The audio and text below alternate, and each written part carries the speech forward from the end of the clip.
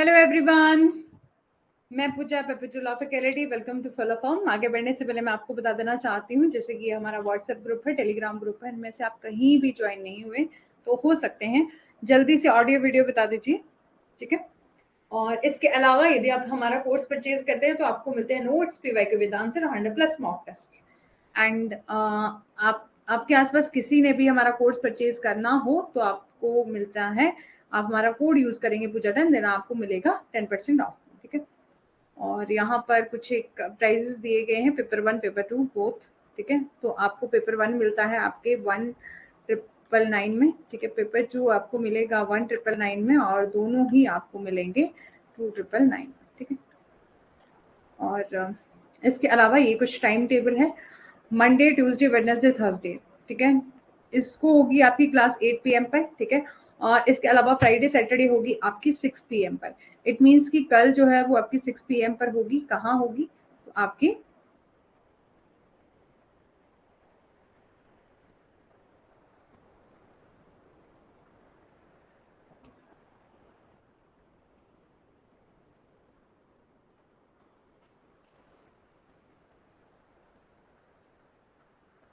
ठीक है,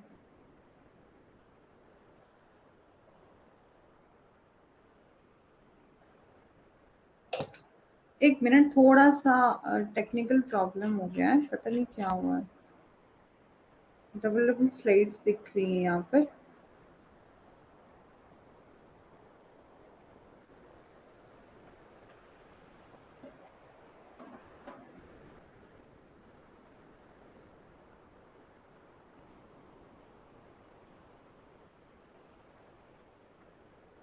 एक मिनट रुकिएगा।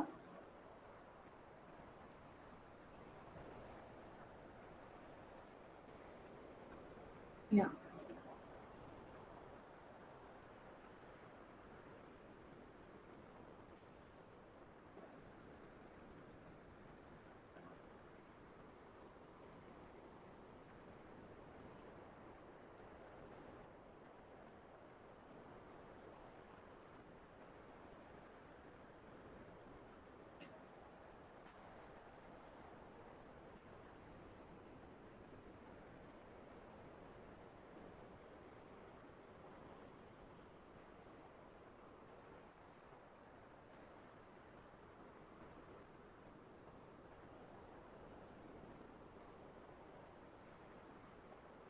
एक मिनट, थोड़ा सा टेक्निकल इशू हो गया है, ओपन नहीं हो रहा है स्लाइड्स, पता नहीं क्यों। चलो, अभी बढ़िया है, ठीक है। अब बढ़िया आ रहा है, जल्दी से बता दीजिए, ऑडियो वीडियो सब बढ़िया है। ये कुछ टाइम टेबल है, यहाँ हम देख रहे थे। तो आपकी फ्राइडे सैटरडे को होगी 6 PM पर यूट्यूब पर। तो आपको कल जो है वो यूट्यूब पर क्लास ज्वाइन करना है, ठीक है। इसके अलावा आज हम अपना नया टॉपिक स्टार्ट कर रहे हैं, स्कूल ऑफ जूरिस्प्रूडेंस। इससे पहले हमने अपनी डेफिनेशन पार्ट, अपना जो सोर्सेज थे वो कंप्लीट कर लिया है। आज हम नया टॉपिक स्टार्ट करेंगे, स्कूल ऑफ जूरिस्प्रूडेंस, ठीक है। और इसको थोड़ा सा यदि शिवम चौधरी, यस मैम, सही है, ओके ओके, ठीक है। एक मिनट वेट करते हैं, तब तक बाकी सभी जिसने भी ज्वाइन होना हो वो हो जाएंगे।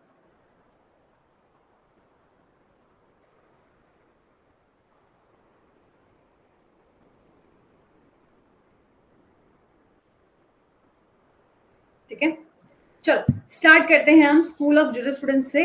तो आपका इंट्रोडक्शन देखेंगे तो हम देखते हैं कि जूरिस्प्रूडेंस को can be called a philosophy of law. जब हमने इंट्रोडक्शन देखी थी तब हमने देखा था कि जूरिस्प्रूडेंस क्या होता है। Juris mean law and prudence mean knowledge of law. और इसी के साथ हम इसको ये भी कहते हैं फिलॉसफी ऑफ लॉ, ठीक है। नंबर ऑफ जूरिस्ट ने अपनी अलग अलग एक्सप्लेनेशन दी है अपने, किसके लिए, कि ताकि बेटर अंडरस्टैंडिंग की जा सके जो भी लॉ को बनाया है या किस प्रोसेस से लॉ को बनाया है, बोला है, एक्सप्लेन किया है, अलग अलग जूरिस्ट ने डिफाइन किया है अपने अपने अपने अपने वर्ड्स में, ताकि general form of better understanding हो सके लॉ मेकिंग के प्रोसेस की, ठीक है। As we know, law has unpredictable area, ठीक है। जैसे कि आप जानते हैं कि हम जानते हैं कि लॉ जो है वो अनप्रिडिक्टेबल है, और बोला है it understanding differ from particular one particular to individual to other, ठीक है। Anybody has their own perception of law.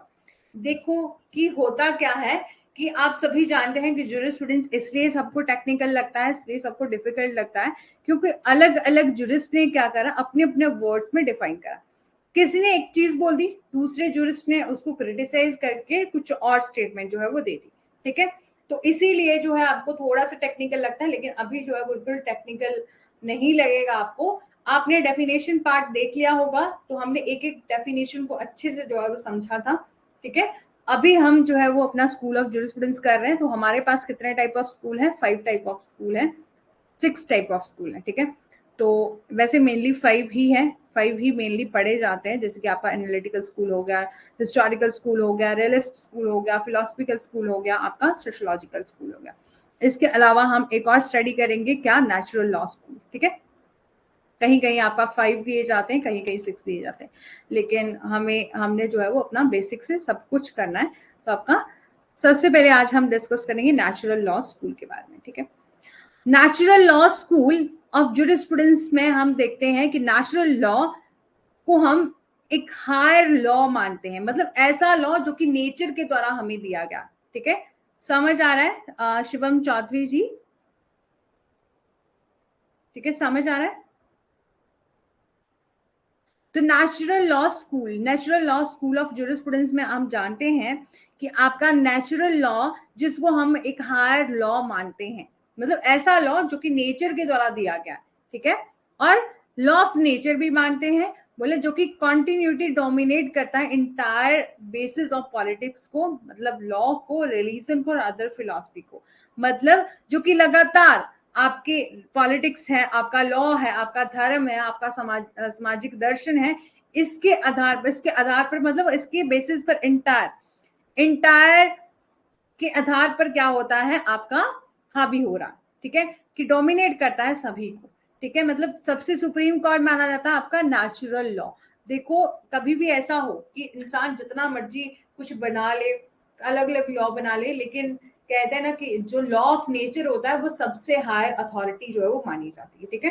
तो आपका नेचुरल लॉ को हम कहते हैं कि this set of unwritten law, ये क्या है? आपका अनरिटन लॉ है, एक सेट है अनरिटन लॉ का जो कंटेन करता है principle of out as revealed by the nature of man और रीजन और डिराइव्ड फ्रॉम गॉड, ठीक है। मतलब कि नेचुरल लॉ को हम किस तरह से लेते हैं कि एक अनरिटन लॉ है, ठीक है, और ऐसा लॉ है जो डिराइव किया गया है किसके द्वारा? भगवान के द्वारा, जो कि हमें किसने दिया है? गॉड ने दिया है, नेचर ने दिया है, ठीक है। तो ये होता है आपका नेचुरल लॉ। अब नेचुरल लॉ क्या है? अब हम जानते हैं यूनिवर्सल भी माना जाता है और कॉमन है ऑल ह्यूमैनिटी के लिए। इसमें कोई यहाँ पर डिफरेंशिएट मतलब डिस्क्रिमिनेशन नहीं किया जाता कि नेचुरल लॉ जो है वो आपका सिर्फ इसी पर्टिकुलर रिलीजन के लिए जो है वो है, या नेचुरल लॉ जो है आपका एक मेल के लिए अलग है, वुमेन के लिए अलग है। मतलब ऐसा लॉ जो कि भगवान के द्वारा दिया गया है, नेचर के द्वारा दिया गया है, तो वो आपका यूनिवर्सल होता है और आपका कॉमन होता है ऑल ह्यूमैनिटी के लिए, ठीक है। It is beyond the difference in culture, religion and various formulation of moral law, ठीक है। तो ये जो है सभी मानवता के लिए सामान्य है, ठीक है। यदि आपका हिंदी मीडियम है तो आपको हिंदी में भी बताऊंगी, ठीक है। और ये क्या है? संस्कृति, धर्म और नैतिक कानून से विभिन्न जो है वो सूत्रीकरण में अंतर से परे, जैसे कि आपका आर्टिकल 14 जो कि आपका बात करता है राइट टू इक्वालिटी की। राइट टू इक्वालिटी सभी के लिए जो है वो इक्वल रहता है, ठीक है। मतलब सभी लोग जो है वो इक्वल हैं, ठीक है। किसी भी पर्सन के साथ कोई भी भेदभाव नहीं किया जाएगा। आपका आर्टिकल 19 है, ठीक है, freedom of right to freedom का, ठीक है। और आपका आर्टिकल 21 है जो कि बात करता है right to life and personal liberty कि यहाँ पर उसको वाइडली इंटरप्रेट किया गया है इंडियन सिनारियो में, स्पेशली जब हम इंडियन जुडिशरी की बात करते हैं due to the largely impact of the natural law theory, ठीक है। लास्ट में हम कुछ एक केसेस भी डिस्कस करेंगे, ठीक है। और अब हम जानते हैं natural law school of jurisprudence में कुछ एक स्टेटमेंट दी गई, जैसे कि आपका नेचुरल लॉ क्या है? एक फिलॉसफी ऑफ लॉ है जो कि फोर्स करता है किस पर? On the law of nature पर, ठीक है, कि आपका प्राकृतिक कानून, हिंदी में कहते हैं नेचुरल लॉ को प्राकृतिक कानून, एक ऐसा दर्शन है जो कि प्रकृति के कानून पर बल जो है वो देता है, जो कि आपका फोर्स करता है किस पर, on the law of nature पर।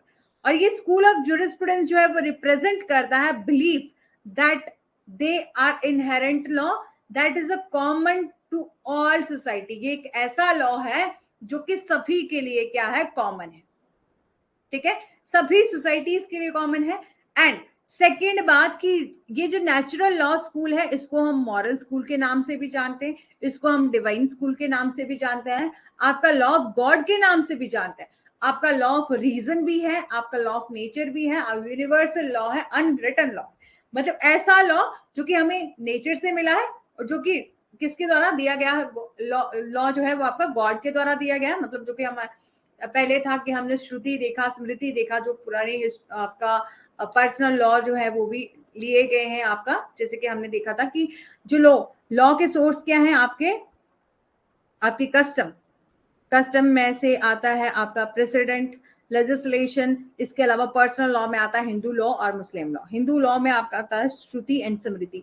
श्रुति मीन सुना गया, स्मृति मीन रिमेंबर किया गया, सुने गए में से आके आता है 4 वेदास, ठीक है, कि जो कि भगवान के द्वारा बोले गए वर्ड्स थे जो किसी ने सुने और बाद में किसी ने इंटरप्रेट कर दिए, ठीक है। तो ऐसा लॉ किसके द्वारा दिया गया है, जो कि आपका गॉड के द्वारा दिया गया है, ठीक है। तो आपका नेचुरल लॉ को हम मानते हैं moral law, divine law, law of God और लॉ ऑफ रीजन, ठीक है। इसके अलावा ये जो स्कूल ऑफ थॉट है इसको हम क्या मानते हैं, स्कूल ऑफ थॉट भी मानते हैं, जो कि हमें ये बताता है कि लॉ क्या है, रैशनल है और रीजनेबल है, ठीक है, कि क्या ये लॉ जो है वो आपका रैशनल है या रीजनेबल है। और natural law process that law are a logical progression from morals, ठीक है, कि जो प्राकृतिक कानून का प्रस्ताव है जो कि कानून न्यायिकता से एक तार्किक प्रगति है, ठीक है। समझ आ रहा है, कहीं भी समझ नहीं आएगा तो मेरे को बता दीजिएगा, ठीक है। इसके अलावा therefore action that are considered to be morally wrong will be against the law, मतलब हम ऐसा मानते हैं कि जो चीज मॉरली तरीके से गलत है इट मीन्स कि वो गलत है, ठीक है, जो कि अगेंस्ट द लॉ है। हम देखो पहले हम क्या करते थे, टोटली जब हमारे पास कोडिफाइड लॉ नहीं थे तो हम सिर्फ किसको फॉलो करते थे, धर्म को, जो चीज धर्म के अकॉर्डिंग जो है वो आपकी, यहाँ मेरा पेन नहीं चल रहा है लेकिन मैं आपको बता देना चाहती हूँ, जैसे कि धर्म पर जो चीज जो है वो हमारे धर्म के अगेंस्ट है तो हम उसको गलत मानते थे, ठीक है, हम उसको मानते थे कि ये क्या है, अगेंस्ट द लॉ है, ठीक है, और उसको धर्म के अकॉर्डिंग ही सजा जो है दी जाती थी। जैसे पहले अब ये जो किंग वाला सिस्टम था वहां पर भी ऐसा माना जाता था कि इसने गलत किया है तो ये धर्म के खिलाफ किया है तो उसको पनिशमेंट जो है वो दी जाती थी, ठीक है। तो आपका बोले सोर्स ऑफ नेचुरल लॉ क्या है, गॉड, ठीक है, कि किसी ने सुना था कि भगवान ने ऐसा कहा था, तो सोर्स आपका नेचर और आपका रीजन, ठीक है, 3 सोर्स हैं आपके। फिर है आपका क्लासिफिकेशन क्या की गई है आपके नेचुरल लॉ स्कूल में, 4 पार्ट में जो है क्लासिफिकेशन की गई है। तो यहाँ आपको देखने को मिलेंगे आपके एंशिएंट पीरियड, क्लासिकल पीरियड, और जिसको क्लासिकल पीरियड भी कहते हैं, मेडिवल पीरियड में जिसको मिडिल एजेस भी कहते हैं, रेनेसांस का पीरियड था, और आपका मॉडर्न पीरियड, ठीक है। तो यहाँ आपको ये पढ़ना पड़ेगा classification of natural law school में, ठीक है। यहां तक समझ आ रहा है शिवम चौधरी जी, न्यू स्टूडेंट है आप, ठीक है, वेलकम है आपका फिलअप फॉर्म में, ठीक है। अब हम देखते हैं एंशिएंट पीरियड और क्लासिकल पीरियड में बोला है the story of natural law जो है वो behind the philosophical age ancient Greece, ठीक है, कि जो प्राकृतिक हमारे प्राचीन ग्रीस के दर्शक थे, दार्शनिक थे, दार्शनिकों के पीछे प्राकृतिक कानून की एक कहानी है कि ये जो ग्रीक ट्रेडिशनली रिगार्ड थे as law being closely related to justice and ethics, जो हमारे पुराने यूनानी थे, ठीक है, उनका एक ट्रेडिशन था। यस मैम, क्लियर है, ओके, ठीक है। तो आपका ग्रीक ट्रेडिशनली रिगार्ड करते थे ऐसे लॉ से जो कि क्लोजली रिलेट करता है किससे, जस्टिस एंड एथिक्स, ठीक है, जो कि आपका जस्टिस एंड एथिक्स से जो है वो रिलेट करता है, ठीक है। और Greek who were the first distinguished from law from blind faith, ठीक है, ग्रीक जो थे वो एक ऐसे फर्स्ट पर्सन थे जिन्होंने अंधविश्वास से पहला प्रतिष्ठित कानून कौन था ये बताया था, ठीक है। आपका एंशिएंट पीरियड में इसको फर्दर डिवाइड किया है आपका 2 पीरियड में, ठीक है।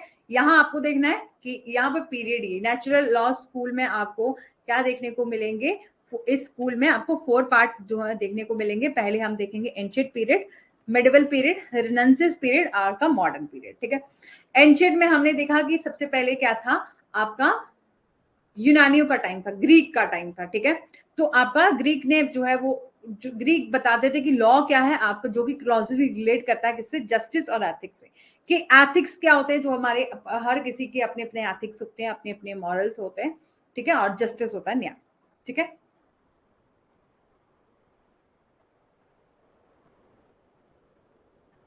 मैम एक क्लास 1 आवर की कम है शायद।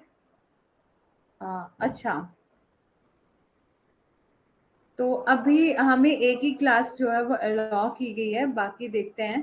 ठीक है, तो देखते हैं अब क्या बनता है आगे। ठीक है, और अब वैसे 1 क्लास में हम रेगुलर चलेंगे तो हो भी सकता है, लेकिन बाद में क्या होता है ना, फिर हमारा सिलेबस बहुत ज्यादा है, ये है प्रॉब्लम, बाकी कुछ नहीं है। लेकिन कोशिश करेंगे, बाकी देखते हैं, सर के साथ बात करेंगे यदि और क्लास मिल जाए तो। और ठीक है, जो भी बनेगा आपको पता चल जाएगा। ठीक है, चलो कोई बात नहीं। ठीक है, तो क्योंकि अभी देखो कि हमारा हमने स्कूल भी करना है ना, तो आपके स्कूल ऑफ जूरिस्प्रूडेंस में भी आपको नेचुरल लॉ स्कूल एक क्लास में कंप्लीट होगा। आपका डिफरेंट अलग अलग कंसेप्ट को आपको एक एक टॉपिक के लिए एक एक क्लास। आप बात करो मैम सर से प्लीज। ओके मैम, ठीक है, हाँ देखो मैं करूंगी बात, फिर देखते हैं। ठीक है, क्या बनता है। ठीक है, आपका एंशिएंट पीरियड जो है वो फर्दर डिवाइड किया गया है 2 पीरियड्स में। आपका फर्स्ट है ग्रीक पीरियड। ठीक है, तो मेन ऑथर क्या है ग्रीक पीरियड के, जो आर एज फॉलोस, आपका हेराक्लिटस। ठीक है, हेराक्लिटस, जो कि आपका जिनका पीरियड कितना था 530 से लेकर 470 बीसी तक था। ठीक है, ये थे फाउंडेशन, इन्होंने क्या किया, the foundation of natural law philosophy was the Heraclitus. ठीक है, तो आपको ये जो है वो नाम देखने को मिलेंगे, थोड़े से टफ है लेकिन ऐसे ही है, ये थोड़ा सा याद तो करना ही पड़ेगा, है ना। तो उन्होंने क्या दिए थे, 3 एस्पेक्ट दिए थे, अनलिमिटेड गोल। ठीक है, उन्होंने क्या दिए थे नेशनल लॉ स्कूल में, 3 एस्पेक्ट दिए थे आपके, unlimited goal, stages and reason. ये इंपॉर्टेंट थे फॉर नेचुरल लॉ स्कूल में। ठीक है, समझ आ रहा है। यहां पर बोला है उन्होंने 3, ग्रीक पीरियड में भी अपने उन्होंने द मेन ऑथर जो थे ग्रीक पीरियड के, वो ये थे आपके हेराक्लिट्स। ठीक है, जिन्होंने क्या दिए अपने 3 एस्पेक्ट दिए, unlimited goal, stages and reason, आज जो थे वो इंपॉर्टेंट थे नेचुरल लॉ में। ठीक है, अब सॉक्रेट, सॉक्रेट का टाइम कितना था आपका 470 से लेकर 399 तक अकॉर्डिंग टू सॉक्रेट। देखो, आपको हर एक चीज जो है वो पूरी की पूरी थ्योरी नहीं लर्न करनी है। ठीक है, मैं आपको बताऊंगी कि आपको किस तरह से लर्न करना, जैसे हमने डेफिनेशन में भी देखा था ना, थोड़ा सा हमने लिख लिख कर भी देखा था। आपको जो मेन मेन चीजें बताई गई है ना, कि आपका सोशल सॉलिडेरिटी किसने कहा है, आपका सोशल इंजीनियरिंग किसने कहा है, डेफिनेशन पार्ट में भी, तो आपको वैसे ही लर्न करना है। आपको क्या करना है, मतलब एक कॉपी पेन लीजिएगा, और जब भी आप डेफिनेशन पार्ट को स्टडी करो तो ठीक है, तो उसमें आपको क्या करना है, ऐसे पूरा चार्ट बना लेना है कि रॉस्को पॉन्ड ने क्या कहा है, आपके ऑस्टिन ने क्या कहा है। ठीक है, इस तरीके से पूरा चार्ट बना लेना है। ठीक है, और बाकी यदि हो सकेगा तो मैं अपने हैंड रिटन नोट्स जो है वो शेयर करूंगी, बट ये है कि उस राइटिंग को समझना ना समझना वो आप पर डिपेंड करता है कि आपको पता नहीं समझ में आएगी कि नहीं। ठीक है, लेकिन मैं करूंगी। ठीक है, अब है आपका Socrates. According to Socrates, law क्या है, is a product of correct reasoning. कि लॉ क्या है, ठीक है, ओके मैम, ठीक है, आपका लॉ क्या है, एक प्रोडक्ट है करेक्ट रीजनिंग का, कि सही कानून जो है वो सही तरह का एक उत्पाद है। ठीक है, जिसमें कि ह्यूमन इंसाइट की बात करी गई है, दैट मैन, कि एक मैन की कैपेसिटी होती है कि उसको पता होता है गुड क्या है और बैड क्या है। एक पर्सन जो है वो, हर एक इंसान को पता होता है ना, कि क्या चीज अच्छी है, क्या चीज बुरी है, क्या उसके लिए सही है, क्या गलत है।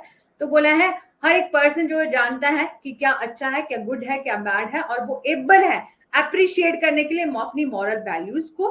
ठीक है, और human insight is the basis of जज ऑफ लॉ।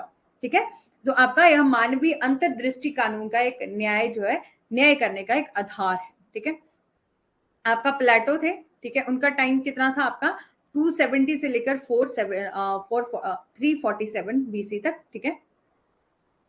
सॉरी यदि गलत कह दिया हो तो। आपका प्लेटो का टाइम कितना था? 427 से लेकर आपका 347 BC तक। इट इज अ सपोर्टर, ये सपोर्टर थे minimum government policy mean unlimited justice. इन्होंने डिस्कवर किया था थ्रू रीजन। किस तरीके से बोला है इन्होंने, क्या किया था? ये समर्थक थे न्यूनतम शासन नीति से। यहां पर अल्टीमेट जस्टिस की बात करी गई है। अल्टीमेट जस्टिस जो इन्होंने डिस्कवर किया था थ्रू द रीजन से, ठीक है। उन्होंने अंतिम न्याय तर्क के माध्यम से जो है वो खोजा जा सकता है। प्लेटो ने ये भी, प्लेटो जो है वो इस बात के लिए भी सपोर्ट करते हैं, किसके लिए? सॉक्रेट की थ्योरी ऑफ नेचुरल लॉ। जो भी सॉक्रेट ने थ्योरी दी है अपने नेचुरल लॉ में, उसको भी सपोर्ट करते हैं। According to Plato, we live in ordinary और ऑर्डरली यूनिवर्स की। और वो ये कहते हैं कि प्लेटो का ये मानना है कि हम लोग क्या करते हैं, एक व्यवस्थित ब्रह्मांड में रहते हैं, कि हम ऑर्डरली, जो कि ऑर्डरली आपका सिस्टमाइज किया गया है, ऐसे यूनिवर्स में रहते हैं, ठीक है। एरिस्टोटल आप बहुत अच्छे से जानते हैं, एरिस्टोटल आपने कई बार नाम सुना होगा। तो वो जो है वो बिलीव करते हैं नेचुरल लॉ। उन्होंने ये बताया है has a reason for justice. Reason, element of reason, justice and ethic का मीन बताया है, जो कि यूनिवर्सल है, ठीक है। Universal standard discover through the reason और मैन मेड लॉ, ठीक है। उन्होंने ये बताया है, ये मानते हैं कि आपका प्राकृतिक कानून में तर्क के तत्व है। न्याय और नैतिकता का उन्होंने मतलब बताया है कि सार्वभौमिक और अपरिवर्तनीय मानकों को तर्क और मानव निर्मित कानून के माध्यम से उन्होंने खोजा गया, मतलब खोजा जाना चाहिए।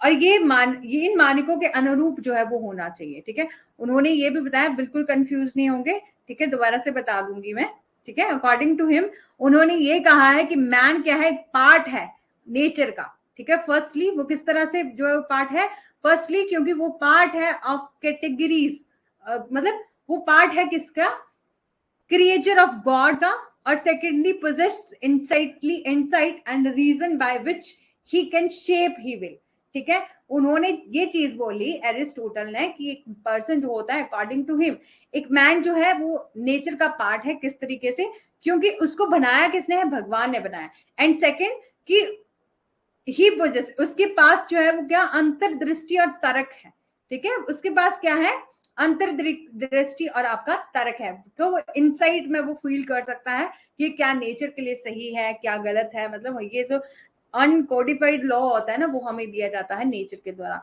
जैसे कि नेचर ही हमें सिखाती है किस तरह से जीवन जीना, ठीक है। मतलब हम लाख किसी अच्छे अच्छे इंस्टीट्यूट में पढ़ ले, हम कहीं भी चले जाएं, लेकिन हमें जो है वो मेन जो अपनी जिंदगी का जो मेन हमारा ये रहता है, गोल रहते हैं, या हमें ये देखना है कि क्या चीज सही है क्या गलत है, तो ये हमें सब कुछ नेचर ही सिखाती है, ठीक है। तो बोला है which he can shape his will, ठीक है, जिसको कि क्या देता है, अपनी इच्छा से जो है वो आकार दे सकता है। आपका रोमन पीरियड था सेकंड में, ठीक है। पहले हमने ग्रीक पीरियड देख लिया, ठीक है। तो अब ये है second Roman period. Natural law philosophy जो है found an expression of in a Roman legal system, ठीक है। जो आपका प्राकृतिक कानून दर्शन रोमन कानून के विभाजन के माध्यम से जो है वो रोमन कानूनी प्रणाली में अभिव्यक्ति पर जो है वो पाया जाता है। जैसे कि आपका जस्ट सिविल हो गया, जस्ट जेंटिम हो गया, आपका जस्ट नेचुरल हो गया। ये क्या करते हैं, नेचुरल लॉ को इज इक्वल मानते हैं यूनिवर्सल लॉ की तरह, और कोड ऑफ गाइडर ऑल्सो, ठीक है। ये जो आपका रोमन पीरियड था, उन्होंने नेचुरल लॉ फिलॉसफी को फाउंड किया आपके रोमन लीगल सिस्टम में, और उन्होंने इस बात को मतलब इसके डिवीजन ऑफ रोमन लॉ दिया कितने डिस्टिंक्ट फॉर्म में, आपके 3 फॉर्म में। एक तो जस्ट सिविल, आपका जस्ट जेंटम, और आपका जस्ट नेचुरल, ठीक है। इन्होंने ये बोला कि ये क्या करता है, आपको नेचुरल लॉ को इक्वल मानता है यूनिवर्सल लॉ से, और कोड ऑफ गाइडर ऑल्सो, ठीक है। मेन ऑथर कौन थे आपके रोमन पीरियड के? सिसरो, ठीक है। सिसरो जो थे आपके मेन ऑथर थे आपके रोमन पीरियड के। समझ आ रहा है शुभम जी? कंफ्यूजिंग तो नहीं हो रहा है? एक बार मैं जल्दी से बता देती हूँ कितना जो है वो हमने किया, ठीक है। हमने नेचुरल लॉ में ये देखा, नेचुरल लॉ स्कूल में, कि जो नेचुरल लॉ है वो फिलॉसफी ऑफ लॉ है, लॉ ऑफ नेचर है, मॉरल लॉ है, आपका डिवाइन लॉ है, लॉ ऑफ गॉड है, लॉ ऑफ रीजन है, ठीक है। और जो स्कूल ऑफ थॉट है जो कि हमें ये बताता है क्या चीज रैशनल और रीजनेबल की बात करता है, ठीक है। और इससे सोर्स कौन है आपके नेचुरल लॉ के, तो आपके गॉड, भगवान, ठीक है, ठीक है मैम, ठीक है। और आपका नेचर और आपका रीजन, ठीक है। क्लासिफिकेशन क्या है आपके, ये आपको पीरियड जो है वो स्टडी करने पड़ेंगे जो कि हम देख रहे हैं। आपका ancient period, medieval period, renaissance का पीरियड और आपका मॉडर्न पीरियड। एंशिएंट पीरियड में हमने देखा कि ग्रीस जो थे वो मेन फिलोसफर थे। ग्रीक ने जो क्या किया है, ये बताया है कि लॉ क्या होता है, जो कि क्लोजली रिलेट करता है जस्टिस एंड एथिक्स है, ठीक है। और सेकंड बताया कि उसी एंशिएंट पीरियड में क्या था, आपका ग्रीक पीरियड था, ठीक है। और एंशिएंट पीरियड को फर्दर 2 पीरियड में डिवाइड किया गया है। आपका ग्रीक पीरियड में क्या थे आपके हेराक्लिट्स हैं, ठीक है, जो कि जिन्होंने फाउंडेशन ऑफ नेचुरल लॉ को बताया है कि फिलॉसफी वाज किसके द्वारा दी गई है, हेराक्लिट्स के द्वारा दी गई है, जिन्होंने अनलिमिटेड गोल की बात करी है, स्टेजेस की बात करी है, आपकी reason for important for the natural law, ठीक है। सॉक्रेट जो है वो ये बोलते हैं कि लॉ क्या है, एक ऐसा प्रोडक्ट है जो कि आपका करेक्ट रीजनिंग देता है, ठीक है। और आपका प्लेटो है जो कि ये बताते हैं अनलिमिटेड जस्टिस, जो कि discover through by the reason, कि अनलिमिटेड जस्टिस जो है वो डिस्कवर किया जा सकता है थ्रू द रीजन, देखे, ठीक है। और वो ये भी कहते हैं कि अकॉर्डिंग टू प्लॉटो कि हम सभी जो है वो ऑर्डिनरी यूनिवर्स में रहते हैं, कि अव्यवस्थित ब्रह्मांड में रहते हैं। एरिस्टोटल ने क्या बात बोली है कि हम सभी लोग जो है किसकी क्रिएचर हैं, भगवान की क्रिएचर है। एंड सेकंड उन्होंने ये भी बोला है कि हमें जो है वो शेप बोला है, हम क्या है कहते हैं पोजेस करते हैं इनसाइटली, मतलब अंतर्दृष्टि और रीजन, ठीक है। हमारे पास अंतर्दृष्टि है और रीजन है जो कि हमें दी गई है आपके नेचुरल लॉ के द्वारा, मतलब नेचर के द्वारा। फिर सेकंड पीरियड है आपका रोमन का period. Natural law philosophy found on expression in a Roman legal system. किस तरीके से उन्होंने बोला है, डिवीजन किया है आपने रोमन लॉ का 3 डिस्टिंक्ट फॉर्म है, जस्ट सिविल, जस्ट जेंटल और आपका जस्ट नेचुरल, ठीक है। और ये भी मानते हैं, ये रोमन पीरियड में ये भी माना जाता था कि आपका नेचुरल लॉ जो है वो इक्वल है किसकी तरह, यूनिवर्स लॉ की तरह, and code of guider also, ठीक है। सिसरो जो थे आपके मेन ऑथर थे किसमें, रोमन पीरियड में, ठीक है। तो उन्होंने ये बताया है कि उन्होंने एक हाईएस्ट रीजन दिया है लॉ का। He said the law is the highest reason, ठीक है, इम्प्लेटेड इन नेचर, ठीक है। उन्होंने ये बताया है कि कानून सबसे बड़ा कारक है जो कि प्रकृति में प्रत्यारोपित करता है, जो आदेश देता है कि क्या किया जाना चाहिए और क्या नहीं किया जाना चाहिए, क्या इसके अकॉर्डिंग है, क्या इसके अगेंस्ट है, क्या इसके अपोजिट है, ये सब कौन बताता है, तो लॉ बताता है। A reason when firmly fixed and fully developed in the human mind is law, ठीक है।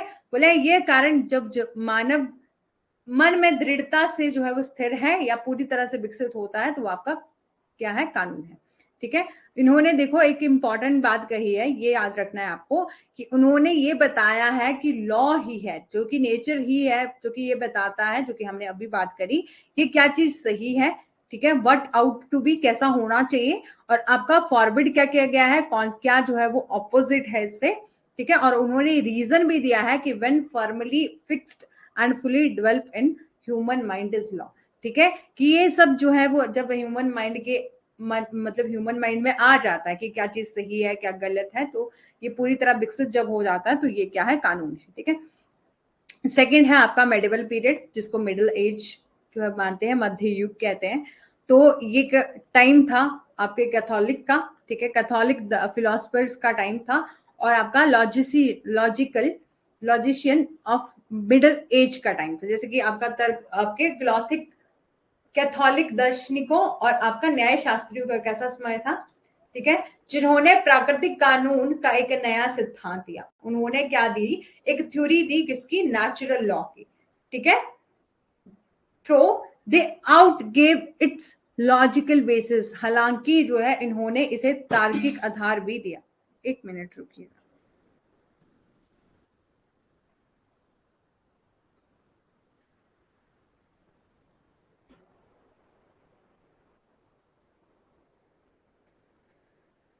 ठीक है। उन्होंने एक तार्किक आधार भी दिया, लॉजिकल बेसिस की उन्होंने बात रखी और बोला they departed from the orthodoxy of early Christian father.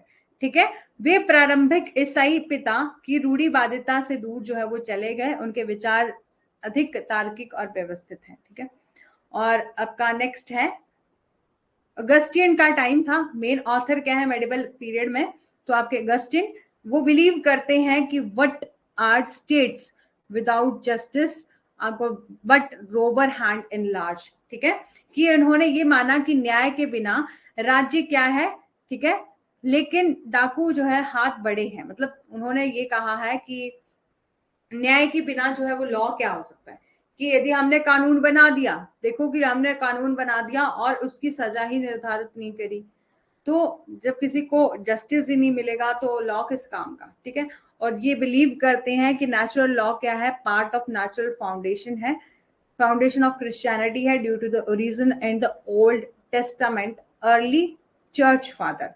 ठीक है, यहां पर बोला है पुराने टाइम की बात करी गई है, पुराने नियम की शुरुआती चर्च जो फादर थे, फादर में इसकी उत्पत्ति के कारण जो है ईसाई धर्म की प्राकृतिक नींव का एक हिस्से के रूप में जो है प्राकृतिक कानून माना गया।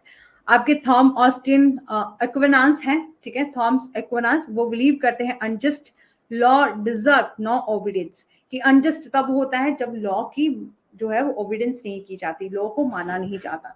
इट मीन्स कि मैन जो फाइंड आउट करता है natural law by applying reason और studying a spiritual scripture of revelation of God. ठीक है, थॉमस एक्विनास ने आपके 4 फोल्ड दिए हैं कि लॉ ऑफ गॉड और एक्सटर्नल लॉ कहा है, कि ईश्वर का नियम या बाहरी कानून कहा है, लॉ ऑफ नेचर प्रकृति का नियम कहा है जो कि प्रकृति के माध्यम से प्रकट होता है, जो कि विच रिवील थ्रू द नेचर। ठीक है, जो कि हमें लॉ से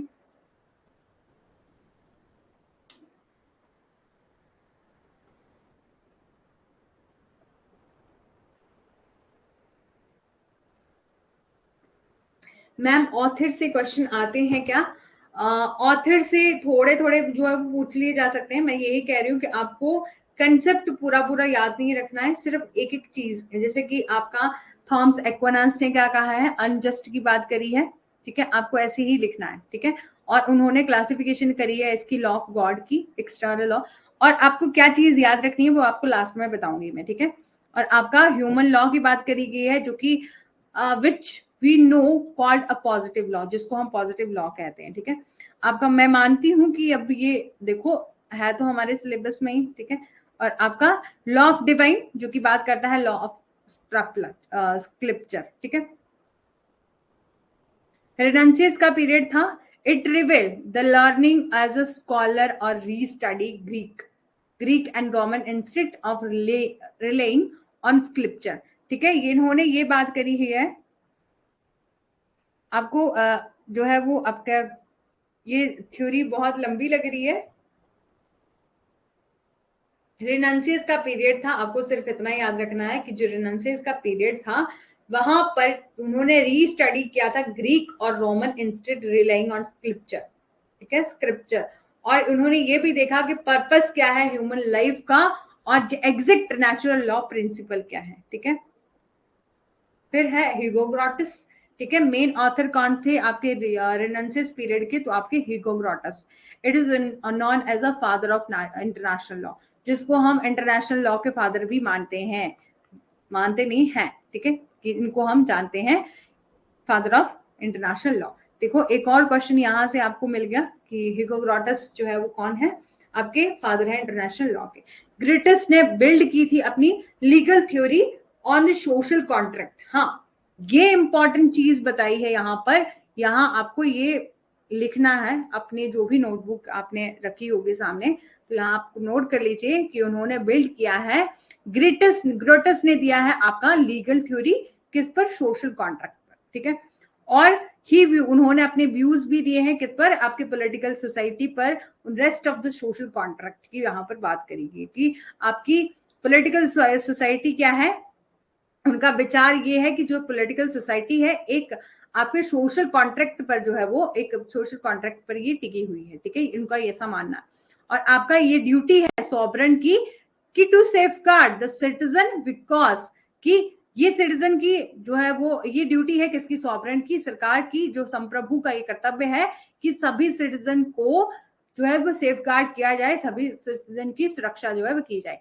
because the form was given power only for the purpose, ठीक है, क्योंकि फॉर्म को केवल जो है उसी उद्देश्य के लिए शक्ति दी गई थी, ठीक है। अब थॉमस हॉब्स हैं, ठीक है, 1558 टू 1679 का टाइम था इनका। तो ये सपोर्टर है किसके, एब्सोल्यूट पावर के, पावर ऑफ रूल।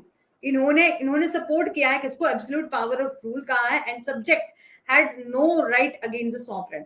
उन्होंने ये शासक जो पूर्ण शक्ति का एक समर्थक था, जो कि प्रजा को संप्रभु के खिलाफ कोई अधिकार जो है उन्होंने नहीं दिया था, ठीक है। थॉमस हॉब्स ने ऐसी बात करी। जॉन लॉक जो थे वो रिकॉग्नाइज करते हैं existence of certain inalienable natural right. बोला है जॉन लॉक ने भी कुछ अपरिहार्य, ठीक है, प्राकृतिक अधिकार के अस्तित्व को मान्यता दी है, जिन्होंने ही कैटेगराइज किया है कि लाइफ क्या है, लिबर्टी क्या है, स्टेट प्रॉपर्टी की बात करी गई है। और लॉक क्या बताते हैं कि सोशल कॉन्ट्रैक्ट जो है वो बेस्ड है किस पर, अपॉन लिबरलिज्म पर, ठीक है। आपका रूसो जो है, ठीक है, अकॉर्डिंग टू रूसो, उन्होंने ये देखो पूरी की पूरी थ्योरी तो एग्जाम में नहीं आती, आप जानते हैं कि ऑब्जेक्टिव टाइप क्वेश्चन होते हैं, लेकिन मैच ऑफ द फॉलोइंग में जैसे कि आपको यहाँ पर बताया, ठीक है, ह्यूगो ग्रॉटस कौन है आपके, ग्रॉटस ने क्या करा है, मतलब कौन सी थ्योरी दी है, ये सब जो है वो आपको पूछा जाता है, ठीक है। आपने अभी तक फर्स्ट अटेम्प्ट ही करोगे आप इस बार, या आप एक दो बार एग्जाम दे चुके हो, ठीक है। अकॉर्डिंग टू रूसो कहते हैं कि man by nature never think, जो मनुष्य है स्वभाव से, मनुष्य कभी नहीं सोचता, जो सोचता है वह भ्रष्ट प्राणी, मतलब एक बाय द नेचर इंसान जो है वो कभी भी सोचता नहीं है। और ऐसा माना गया है कि वो फर्स्ट अटेम्प्ट, ओके ओके, ठीक है, ठीक है। और यदि वो सोचता है वो करप्ट क्रिएचर है, ठीक है। और उन्होंने ये भी बिलीव किया है दैट स्टेट ऑफ नेचर, ठीक है, कि उन्होंने ये भी बात करी है कि प्रकृति की एक ऐसी स्थिति जो कि रमणीय अवस्था थी, जिसमें मनुष्य चीजों को तर्क नहीं देता था, ठीक है। और आपके एमोनल कांट ने क्या बात करी गई है, उन्होंने एम्फसाइज किया है सोशल कॉन्ट्रैक्ट बाय रीजन, ठीक है।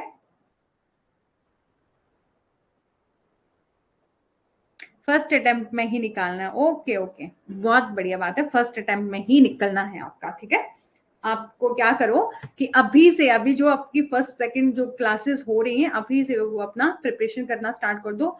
इवन कि आप डेली के डेली क्लास भी लगाएंगे तब भी बहुत जो है वो आपका इफेक्ट होगा, ठीक है, बहुत अच्छा रहेगा आपको। और साथ ही साथ एमसीक्यू की प्रैक्टिस करना भी स्टार्ट कर दो, ठीक है, थोड़ी बहुत, ठीक है। बाकी धीरे धीरे जो है वो हम अपना क्लासेस और लेंगे, तो वहां पर हम एमसीक्यू की क्लास भी लिया करेंगे, ठीक है। और एमएल कार्ड जो कहते हैं कि उन्होंने डिस्टिंक्शन किया है आपका, क्या कहा है, डिस्टिंक्ट आपका डिफरेंस बताया है between the natural law right and acquire right and recognise only the one natural right and that is right to freedom, ठीक है। कि उन्होंने ये कहा है कि जो प्राकृतिक कानून है, उन्होंने अमल कांड कहते हैं जो प्राकृतिक कानून है अधिकारों और अधिग्रहित अधिकारों के बीच में एक तेज अंतर दिया है उन्होंने, ठीक है। और इसके अलावा हेगल जो है वो वेरी इंपॉर्टेंट रोल प्ले करते हैं नेचुरल लॉ स्कूल में, ठीक है। अरिस्टोटल जो है इसकी मॉडर्न जिसके आपके हेगल हैं, वो वेरी इंपॉर्टेंट रोल प्ले करते हैं नेचुरल लॉ स्कूल में। उन्होंने हेगलिज्म जो है वो स्कूल दिया है, स्कूल ऑफ हेगलिज्म कहा गया है एरिस्टोटल ऑफ मॉडर्न टाइम को, ठीक है। और most prominent philosophy of philosophical school jurist को दिया बोला गया है। और उन्होंने थ्योरी भी दी है, ठीक है, किसके लिए, विच दे सेड, जिसमें उन्होंने कहा है कि law is a reason of growth, कि लॉ क्या है, रीजन ऑफ ग्रोथ है ह्यूमन लॉजिक का, ठीक है। आपका मॉडर्न पीरियड क्या था, 19th सेंचुरी जो है अनफेवरेबल इन नेचुरल लॉ, ठीक है, कि आपकी 19th शताब्दी में क्या था, प्राकृतिक कानून के प्रतिकूल हो गया, ठीक है। जैसे जैसे टाइम बढ़ा, पहले पहले काफी ज्यादा फॉलो किया जाता था नेचुरल लॉ स्कूल को, कि जो कि ऐसा लॉ जो है वो भगवान के द्वारा दिया गया है, नेचर के द्वारा दिया गया है, उसको धीरे धीरे जो टाइम बढ़ा उसमें जो है वो आपका अनफेवरेबल हो गया टू द नेचुरल लॉ, ठीक है। बोला है the decline of natural law theory took place 18th and 19th century. ठीक है, प्राकृतिक कानून के सिद्धांतों का जो है पतन होना यहाँ से स्टार्ट हो गया। ठीक है, आपके 18th और 19th सेंचुरी में आपका natural law theory primarily because ये क्या है, सोर्स है वो सेट टू डिवाइन एंटिटी। ठीक है, और आपका नेचुरल लॉ किस पर बेस्ड करता है, एंड एम्बिगुअस हो गया, मतलब जैसे जैसे आपका टाइम बढ़ा, आपका मॉडर्न पीरियड आया, तो धीरे धीरे जो है वो यहाँ पर नेचुरल लॉ जो है वो खत्म होना स्टार्ट हो गया।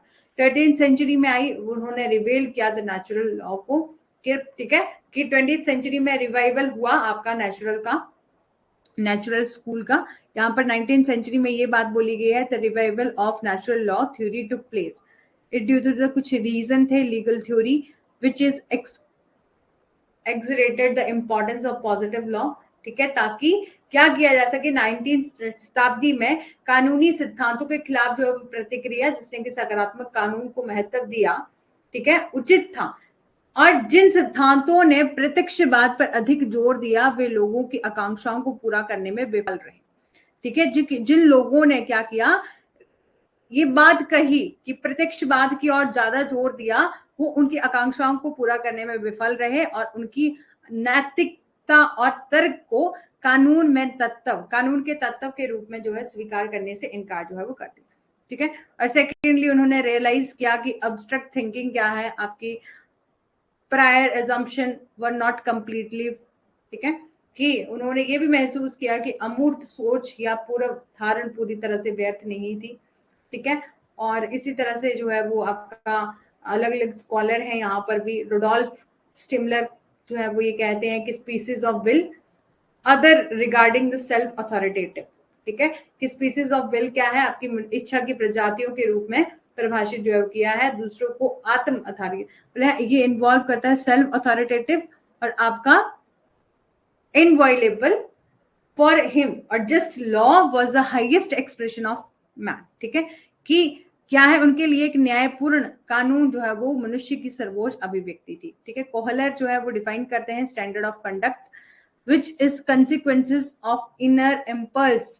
ठीक है, argue upon toward the reason from life। ठीक है, emanates from whole and force upon on the individual। ठीक है, कोहलर जो है वो ये बात कहते हैं, उनका ये मानना है कि क्या है, स्टैंडर्ड ऑफ कंडक्ट को ये परिभाषित करते हैं, जो कि बताता है जो आंतरिक अवयव के रूप में परिणाम स्वरूप जो मनुष्य को जीवन से उचित होने का जो है वो आग्रह करता है। ठीक है, आपका एचएलए हार्ट ने दोबारा से जो है national law position semi logical psychological point of view में बताया है कि आपका हार्ट पॉइंट आउट करते हैं आपके सब्सटैंटिव रूल को, जो कि विच आर एसेंशियल है ह्यूमन बीइंग के लिए, एक ह्यूमन बीइंग के लिए। ठीक है, शिवम चौधरी जी समझ आ रहा है? ठीक है, अभी मैं थोड़ा सा चार्ट के थ्रू बताऊंगी तो वो आपको बहुत अच्छे से समझ में आएगा। ठीक है, और these simple fact constitute a case indisputable truth in the doctrine of natural law। ठीक है, ये सरल और प्राकृतिक कानून के सिद्धांतों में निर्विवाद सत्य का जो है मामला बनाते हैं। ठीक है, अब नेचुरल लॉ थ्योरी जो है वो आप एंड फंडामेंटल राइट। ठीक है, ये है आपका मॉडर्न कंसेप्ट। ठीक है, मॉडर्न कंसेप्ट में आता है आपका नेचुरल लॉ थ्योरी और फंडामेंटल राइट, जो कि हमारा आर्टिकल 14 है, 19 है, 25। ठीक है, इन इंडिया में स्पेशली जो हमारा इंडियन कॉन्स्टिट्यूशन है, उन्होंने इम्पैक्ट किया है, मतलब उन्होंने नेचुरल लॉ स्कूल में जो नेचुरल थ्योरी है उसको एज इट इज यहाँ, हाँ, फ्लो चार्ट के थ्रू। ठीक है, तो आपका यहाँ पर बोला है कि there has been an large impact किया उन्होंने आर्टिकल 19 और आर्टिकल 20, जो कि वाइडली इंटरप्रेट करते हैं हमारे इंडियन सिनेरियो में, इंडियन जुडिशरी में। ठीक है, जिन्होंने कि हमारा फंडामेंटल राइट यहाँ पर बोला गया, जो फंडामेंटल राइट होते हैं ना, देखो हमने ये देखा कि नेचुरल लॉ क्या है, नेचुरल लॉ स्कूल में जो क्या है आपका ऐसा लॉ जो कि नेचर के द्वारा दिया गया है, जिसके सामने सभी लोग बराबर हैं, उनमें कोई डिफरेंस नहीं बताया गया है, डिफरेंस नहीं बताया गया कि ये पर्टिकुलर लॉ इसके लिए एप्लीकेबल है, ये पर्टिकुलर लॉ मेल के लिए, फीमेल के लिए, उसमें कहीं भी कोई भेदभाव नहीं किया गया है। तो उसी तरीके से हमारे जो फंडामेंटल राइट है वो भी ये बात कहते हैं, आर्टिकल 14 जो कि बात करता है हमारा राइट टू इक्वालिटी की, राइट टू फ्रीडम की बात करता है आपका आर्टिकल 19 एंड आर्टिकल 21 बात करता है right to life and personal liberty की। उसी तरह से जो है फंडामेंटल राइट के मैं बोले इंडियन जुडिशरी में और इंडियन कॉन्स्टिट्यूशन में as it is natural law की यहाँ पर बात की गई है, ठीक है। एक मॉडर्न कंसेप्ट में यहाँ पर इसको फॉलो किया गया है। आपका more over the fundamental right जो कन्फर करता है under the Indian constitution have a large basis of natural law theory, ठीक है। अब देखते हैं कि अलग अलग, ठीक है, यूनानियों, जैसे कि हमने पहले देखा कि ग्रीक का टाइम था जहां पर प्राकृतिक कानून के सिद्धांतों के तहत उन्होंने उन सिद्धांत का जो भी उनके फिलोसफिकर थे, ठीक है, जो कि उन्होंने अपने विचारों में ये कहा था कि कानून काफी हद तक प्रभावित किया जा सकता है, ये ना केवल कि मौलिक अधिकार बल्कि एक संविधान के तहत कई और भी प्रावधान हमारे प्राकृतिक कानून के सिद्धांत से प्रभावित हो गए हैं। जैसे कि यहाँ पर केस है Menaka Gandhi versus union of India में कहा गया था right to life and personal liberty की बात करी गई थी। तो इन केस मीनिंग एंड कंटेंट क्या थे आपके इस केस के, Menaka Gandhi versus union of India में आर्टिकल 21 की बात करी गई है। तो आपका right to life and personal liberty, हर किसी को पर्सन को राइट है अपनी लिबर्टी के साथ रहने का, ठीक है, व्यक्तिगत स्वतंत्रता का राइट है, ठीक है। तो यहाँ पर सुप्रीम कोर्ट ने ये हेल्ड किया था, एस्टेब्लिश किया था कि state should be just, fair and reasonable, ठीक है। यहाँ सुप्रीम कोर्ट ने ये माना था कि राज्य द्वारा स्थापित जो कानून होता है वो जस्ट शुड बी क्या होता है आपका, फेयर होता है, रीजनेबल होता है, ठीक है। आपका application of natural law theory, ठीक है, वन एनालिसिस, जब हमने एक जजमेंट को देखा तो बोला है रेफरेंस लॉ थ्योरी कहती है कि natural law of man as a right to life liberty and property remain without with him, ठीक है। यहां पर बोला कि जिसके तहत जीवन, स्वतंत्रता और संपत्ति का अधिकार, जैसे कि आपका एक राइट टू लाइफ है, लिबर्टी है, आपका प्रॉपर्टी है, ये सब जो है राइट दिए गए हैं, ठीक है। ये सब रिलेट करते हैं नेचुरल लॉ से, ठीक है। जैसे कि हमने ये केस देखा, ठीक है, जो कि रिलेट करता है नेचुरल लॉ थ्योरी से, प्रिंसिपल कुड बी इवॉल्व यहाँ पर किया गया इन केसेस में, जो कि हमारे आर्टिकल 14, आर्टिकल 19 और आर्टिकल 21 के जितने भी केसेस होते हैं वहां पर नेचुरल लॉ जो है वो फॉलो किया जाता है, ठीक है। एक और केस है हमारे पास Indian expression newspaper versus union of India का। इस केस में थ्योरी ऑफ रूसो जो है वो अप्लाई हुई है, जिसमें जो रूसो ने कहा था अपनी थ्योरी में कि theory of freedom and liberty was said to be natural right of every citizen by the supreme court which also we conferred upon article 19, ठीक है। रूसो ने स्वतंत्रता के सिद्धांतों को सर्वोच्च न्यायालय द्वारा एक प्राकृतिक कानून का जो है प्राकृतिक अधिकार जो कहा था, और ये किसके से रिलेट करता है आपका आर्टिकल 19 से जो है रिलेट करता है। और आपका एक और केस है एडीएम जबलपुर वर्सेस आपका 53 हो गया ना,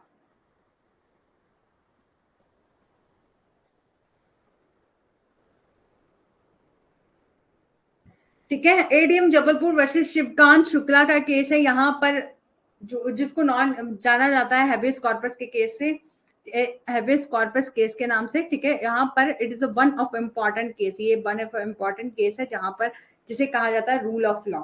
इस केस में ये क्वेश्चन उठा था कि rule of law in the Indian constitution part है ये इंडिया हमारा आर्टिकल 21 का या नहीं, ठीक है, समझ आ रहा है। इस मामले में ये सवाल आया था क्या हमारा रूल ऑफ लॉ, कानून का शासन जो है वो हमारे आर्टिकल 21 ऑफ इंडियन कॉन्स्टिट्यूशन के अनुच्छेद में क्या करता है।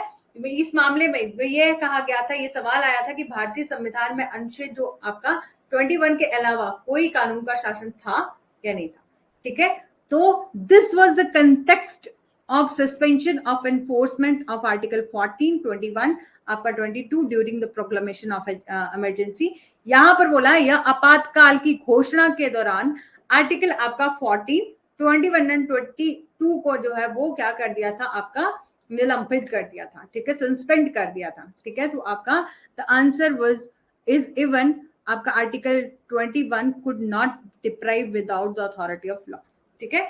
कि इसका उत्तर ये है कि अनुच्छेद आर्टिकल 21 के अभाव में जो कानून के अधिकार से बिना वंचित जो है वो नहीं किया जा सकता। एक मिनट रुकिएगा, मैं आपको बताती हूँ।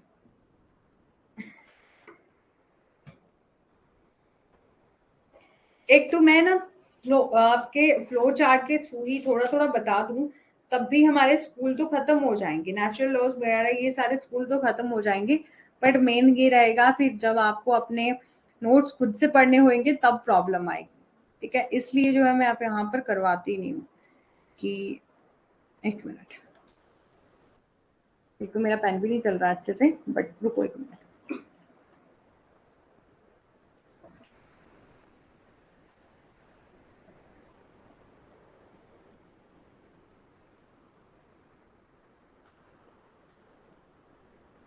ठीक है, तो आपका हमने देखा कि नेचुरल स्कूल, एक मिनट शिवम चौधरी जी, एक बार ये कंसेप्ट देख लो, फिर देखो हमारा क्लास का टाइमिंग भी हो रहा है, 5 मिनट बचते हैं, ठीक है। तो आपका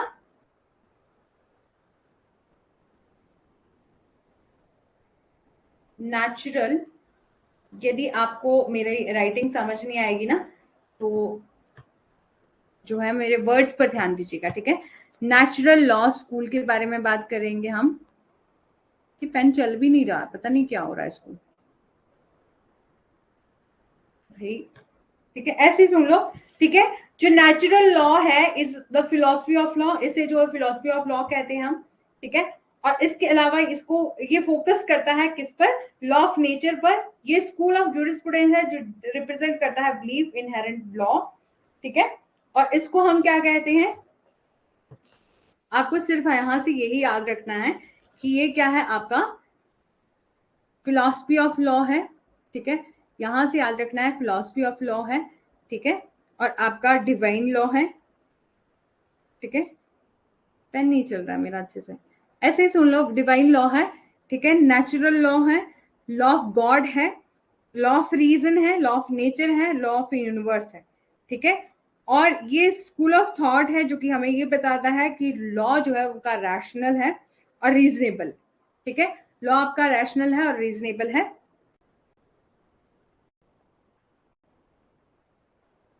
ठीक है। और ये जो लॉ है इसका पर्पस क्या है, नेचुरल लॉ का पर्पस क्या है कि law are the social progression from moral, कि लॉ जो है वो कहां से उठ के आया है, आपका मॉरल से उठ के आया है।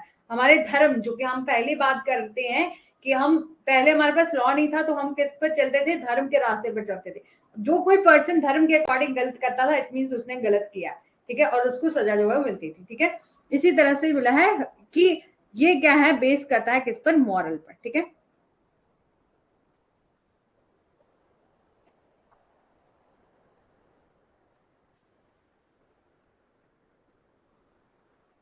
लास्ट 2 क्लासेस 2 गुड्स, एक्चुअली ये क्लास भी अच्छी है, लेकिन अभी जो है वो नेचुरल लॉ स्कूल आपने फर्स्ट टाइम देखा ना, तो मतलब इतना डिटेल में देखा होगा तो लगा होगा आपको, ठीक है। अ, ठीक है, basis of natural law school.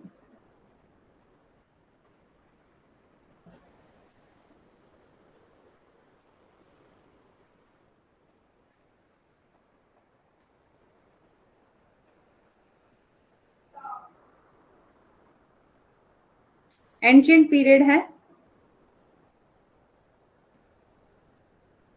आपका मेडिवल पीरियड है,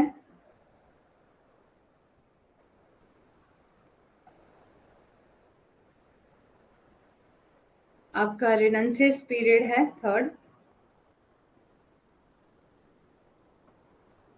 रिनेंसेस पीरियड है, ठीक है। आपका फोर्थ है आपका मॉडर्न पीरियड,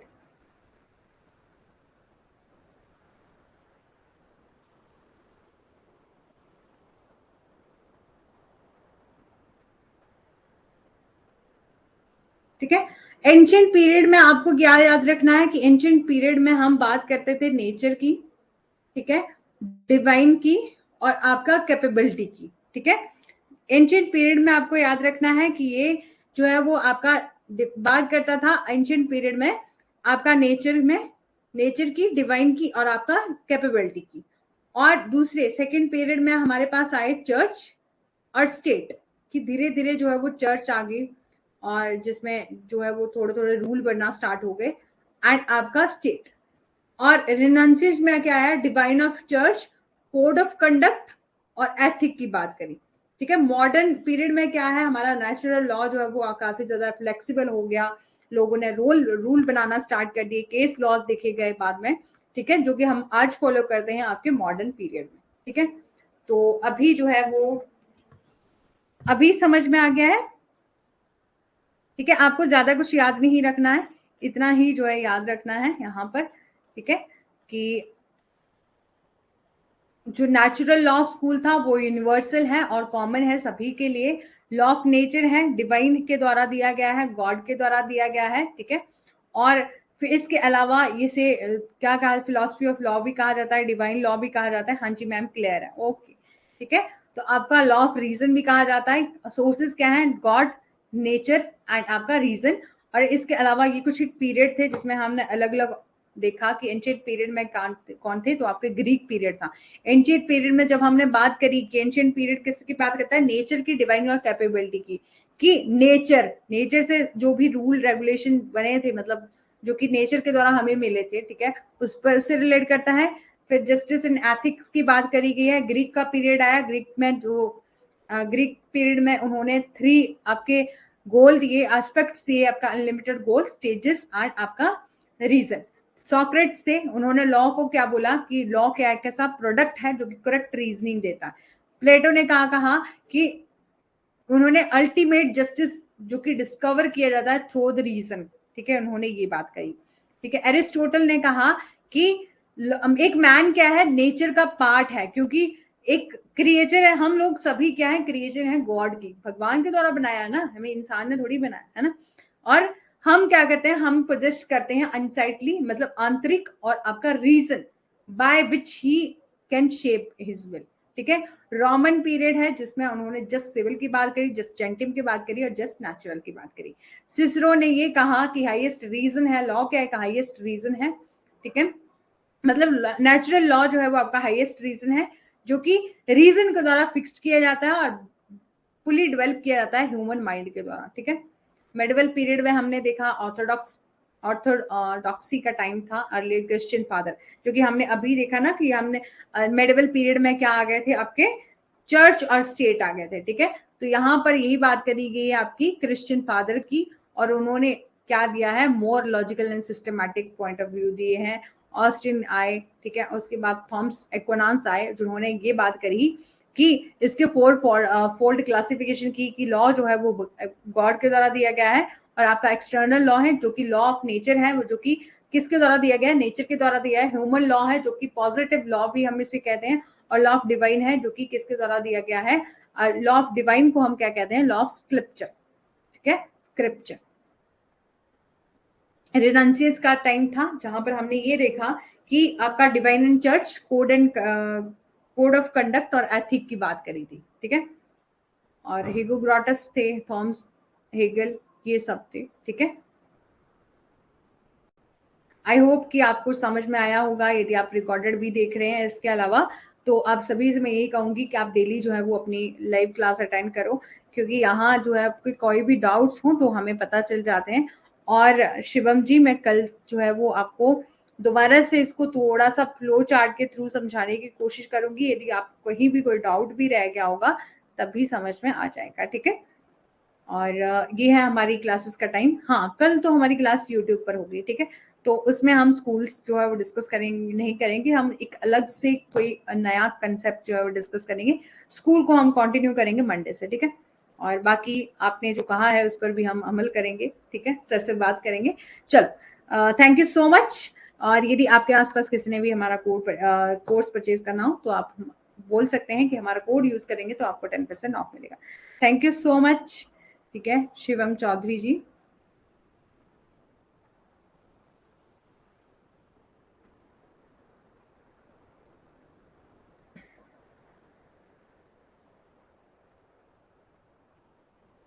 हाँ, यूट्यूब पर भी जो है वो कल क्लास होगी। Okay, okay, thank you.